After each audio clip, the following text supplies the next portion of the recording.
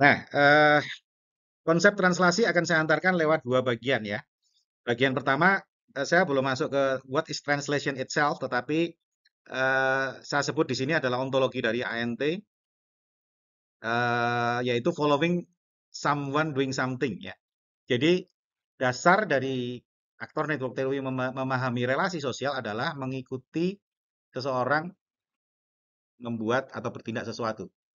Nah, dalam kuliah ini nanti kan ada tiga macam tugas ya. Tugas yang pertama adalah merancang kegiatan ya. Jadi teman-teman bisa merancang kegiatan. Nah, kalau menggunakan ANT berarti kalau sebelum bilang translasi berarti siapa yang akan di-follow ya. Aktor-aktornya siapa yang di-follow. Itu pendekatan paling dasar ketika ingin menggunakan ANT. Nah, yang kedua adalah mengamati tindakan dari orang lain. Nah, orang lain itu siapa? Itu yang di-follow. Orang lain membuat sesuatu itu yang diikuti. Nah, yang ketiga adalah merefleksikan kegiatan yang sudah dilakukan. Berarti kalau merefleksikan atau menuliskan kembali ya sebagai suatu pengetahuan yang lebih eksplisit, yang di-follow ya diri kita sendiri ketika kita membuat sesuatu. Di pengantar saya sudah sampaikan bahwa ANT itu merupakan branch ya, cabang dari Science Technology Studies, di mana konsep sosioteknikal itu diturunkan dari sini ya, di tulisannya dari Bitsker and John Law ini ya, Bitsker dan John Law yang menyatakan bahwa teknologi itu dibentuk sekaligus membentuk masyarakat. Shaping Technology and Building Society itu strip ya, satu sekaligus ya. Studies, satu kajian in socio-technical change. Jadi perubahan-perubahan akibat teknologi yang berdampak ke masyarakat dan begitu juga sebaliknya. Istilah sosioteknis berasal dari situ ya. Gitu ya. Kemudian ada satu lagi dari Bitsker dan lain-lain yang ini tahun 80 yang disebut sebagai technological turn ya. Jadi dulunya orang mikir bahwa teknologi ini lepas, nggak ada kaitannya dengan sosial. Nah, 80 orang sadar secara penuh ya, secara dan membuat satu studi yang lebih eksplisit ya. Prinsipnya adalah relasi mutual teknologi dan masyarakat ya. Masyarakat membentuk sekaligus dibentuk oleh teknologi. Dalam arsitektur jelas ini yang sering ya. Kita merancang arsitektur seolah lepas dari masyarakat, padahal arsitektur itu akan dibentuk oleh masyarakat yang membentuk arsitektur dan akan berdampak pada masyarakat yang dibentuk masyarakat yang akan dibentuk oleh objek arsitektur yang kita hasilkan, kita rancang. Oke, saya akan menukik pada teori yang saya akan deliver ya, yang sudah banyak saya exercise dan banyak saya gunakan untuk bisa membawa suatu teknologi, ya dalam hal ini adalah desain arsitektur, bahkan terbangun ya, untuk melakukan banyak perubahan dan memberikan manfaat kepada masyarakat, yaitu aktor network theory. Nah, nanti di beberapa pertemuan saya akan lebih jelaskan. Ini buku yang saya menjelaskan mudah-mudahan bisa dengan sangat mudah, dengan praktis ya, karena teman-teman bukan peminat ANT, jadi harus pengguna ANT yang bisa menerapkan ANT dengan praktis, gitu ya. Ini bukunya adalah Reassembling the Social. Mungkin dalam pertemuan berikutnya akan saya share. Ini buku tentang apa. Tapi di sini yang menarik, yang ingin saya share adalah Latour bilang following someone doing something. Jadi relasi sosial, mempelajari relasi sosial adalah dengan mengikuti seseorang berbuat sesuatu. Mengikuti arsitek ketika merancang. Ya, itu ya. Jadi magang ya. Ini filosofi dari magang itu adalah ketika Anda mengikuti si arsitek ketika merancang sesuatu, itu belajar sesuatu ini jadi sangat ilmiah ya karena Latour memberikan satu testimoni yang ini mikirnya dia sangat panjang. Latour sendiri tidak mengikuti arsitek tapi dia mengikuti ilmuwan, mengikuti saintis. Ya. Nanti di slide berikutnya akan saya jelaskan siapa saja dan bagaimana cara dia mengikuti saintis ya. Ya. Nah ini bukunya Latour yang How to Follow Scientists and Engineers Through Society. Eh, Kasusnya adalah DNA ya. Jadi ini kalau kita kan hanya tahu bahwa DNA itu menjelaskan tentang siapa kita. Tapi ternyata Latour meneliti bahwa konsep DNA itu tidak muncul tiba-tiba, tapi dia dibentuk oleh sebuah relasi-relasi sosioteknikal. Ya, dalam sebuah kasus dia cerita bahwa tiba-tiba ada ilmuwan yang membuat gambar-gambar karena stres ya, buat gambar-gambar mengenai nggak jelas gitu loh. Terus dia bilang, loh ini kayaknya bisa dimodelkan jadi DNA. Oh iya ya, gitu. Gitu. Ya, ya, dan dalam sebuah laboratorium yang diteliti Latour ternyata para saintis kadang-kadang ngawur-ngawur dulu gitu, tapi tiba-tiba dites jadi gitu ya. Nah, itu yang tidak diajarkan dalam ilmu-ilmu sains bahwa ketika ketika seorang ilmuwan menghasilkan sesuatu itu banyak relasi-relasi sosial, banyak negosiasi, banyak perdebatan, banyak data-data yang di-generate oleh mesin. Ya, Mesin yang bikin siapa? Pabrik. Pabrik berarti ada investornya dan terus yang sebenarnya berpengaruh ketika scientific fact, fakta-fakta sains itu dikonstruksi ya.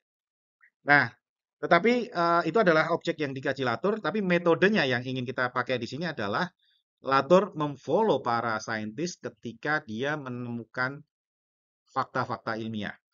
Science is action, banyak saintis yang dia pelajari. Sebelumnya, dia mempelajari satu laboratorium ya, laboratory life.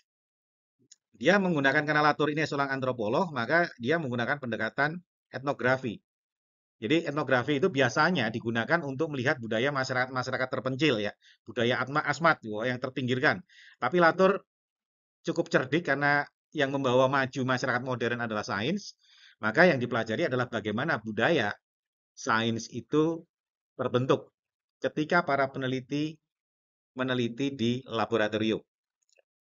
Itu ya. Jadi kalau dalam arsitektur ya yang sebetulnya kita Institut Teknologi Bandung itu kan harusnya basisnya sains ya, basisnya adalah riset. Tapi arsitektur bagaimana berkontribusi buat riset?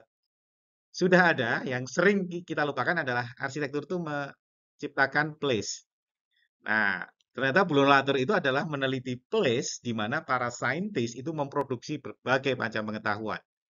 Gitu ya. Jadi ini lewat relasi sosioteknikal, jadi objek arsitektur is part of technical object yang berperan ketika para saintis itu banyak meneliti, banyak ngukur sesuatu, lalu bikin paper gitu ya, gitu ya.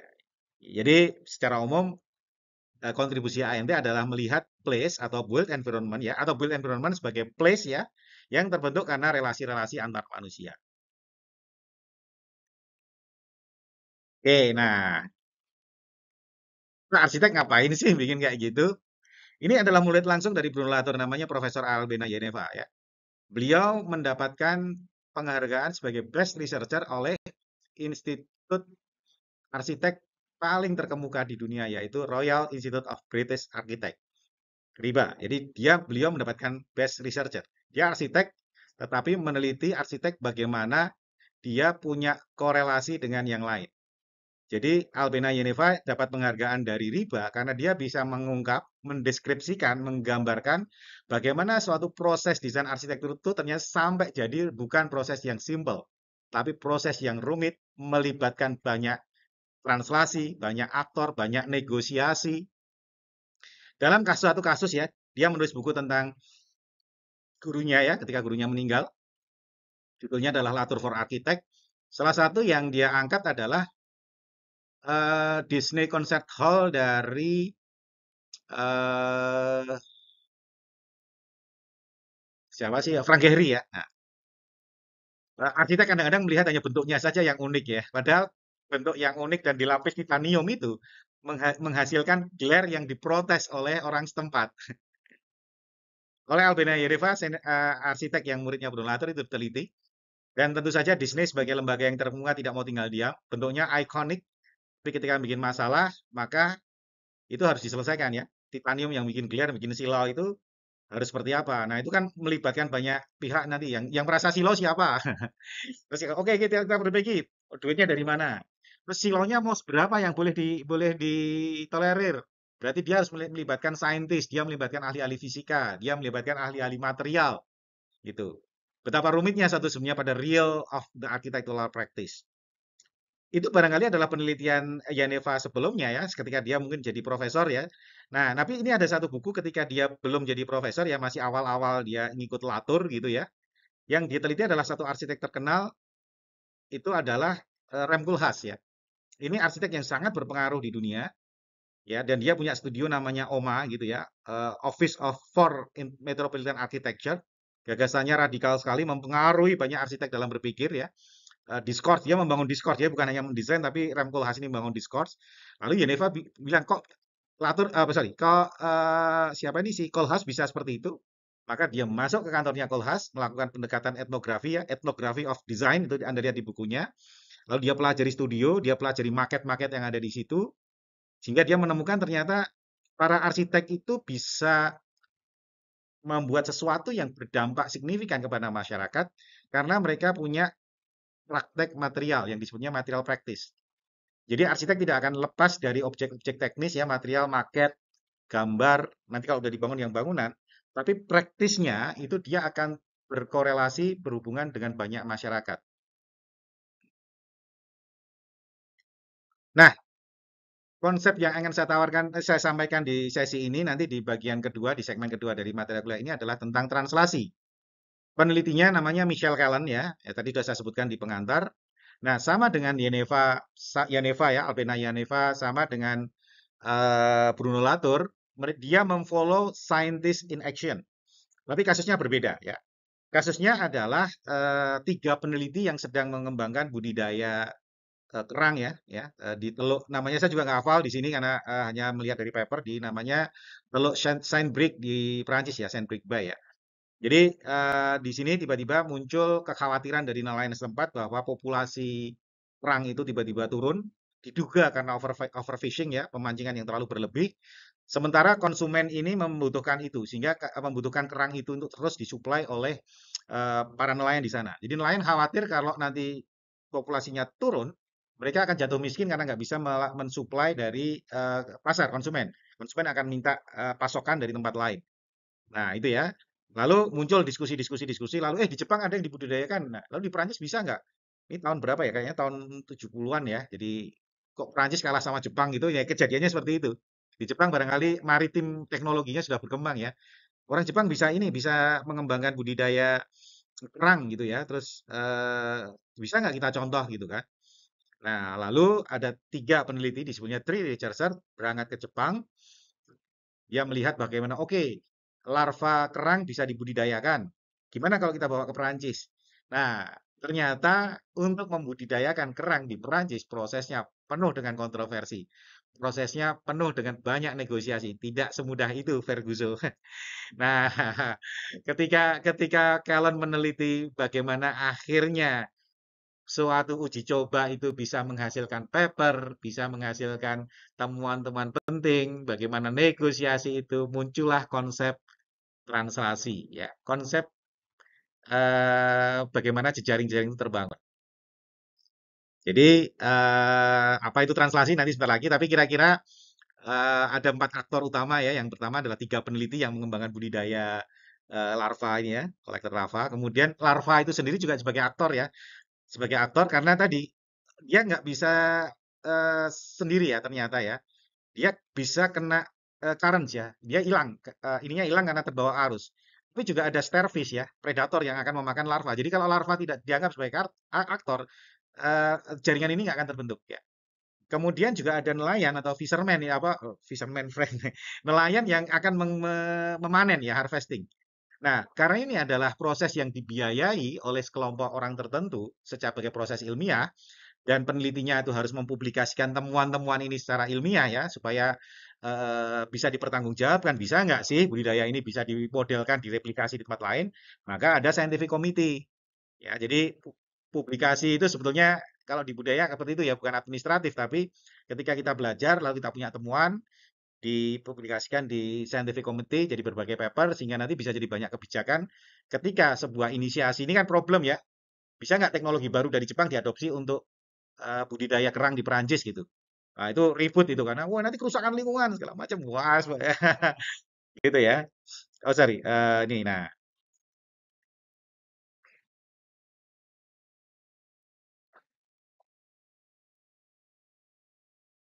next kali. Oke.